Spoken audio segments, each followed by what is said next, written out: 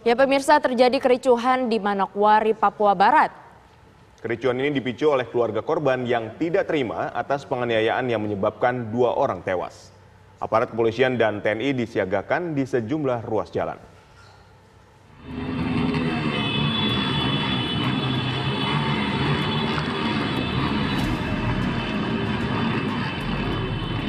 Polisi tidak bisa bikin apa-apa tuh. Kasus pembunuhan terhadap Daud Wambrau dan Hugo Saidu pada Selasa pagi pukul 4 waktu Indonesia Timur berbuntut panjang. Keluarga korban mengambil kedua jenazah di rumah sakit daerah Manokwari, lalu mengusungnya di sepanjang ruas jalan kota Manokwari menuju rumah duka di Jalan Pertanian Wosu Dalam. Namun dalam perjalanan itu sejumlah orang dari keluarga korban justru membuat kericuhan di Jalan Trikora Wosi terhadap warga sekitar. Warga pun marah dan membalas aksi itu. Sejumlah bangunan rusak terlempar batu dan menghancurkan tempat usaha warga. Tidak hanya itu, keluarga korban juga melakukan pemalangan jalan menggunakan balok kayu dan pembakaran ban bekas, seperti terjadi di Jalan Yosudarso, perempatan Jalan Merdeka, dan Jalan Trikora Wosi.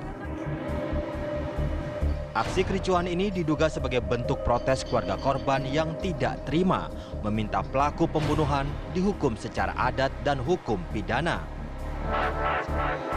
Untuk mengatasi kericuhan semakin meluas, ratusan aparat Polres Manokwari dan Polda Papua Barat melakukan penjagaan di ruas-ruas jalan dan pengawalan terhadap keluarga korban yang membawa jenazah kedua korban. Ada terjadi penganiayaan yang menyebabkan korban meninggal dunia. Korban 2 orang luka, benda tajam. Pelaku AA sampai saat ini sudah diamankan oleh Polres Manokwari dan dalam proses untuk mempertanggungjawabkan perbuatan hukumnya di Polres Manokwari.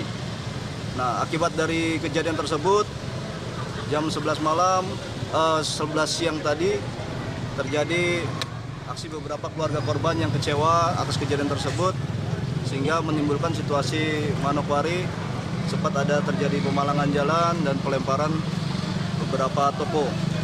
Sampai saat ini kami dari Polda Papua Barat, serta gabungan TNI, tokoh masyarakat, tokoh agama, kepala suku, sedang menghalau situasi tersebut, hingga mudah-mudahan bahwa situasi Manokwari bisa kondusif kembali. Motifnya salah paham. Pada saat itu mereka subuh-subuh di rumahnya, di rumah salah satu wanita yang mungkin bekerja di salah satu pemandu lagu tempat karaoke. Nah, di situ terjadi pembicaraan cekcok mulut yang salah paham, sehingga mengakibatkan tersangka ini emosi dan mengambil sebilah pisau, terjadi perkelahian yang mengakibatkan 2 orang itu meninggal. Hingga saat ini situasi mulai berangsur pulih, meski sejumlah aparat kepolisian dan TNI masih disiagakan di sejumlah ruas jalan.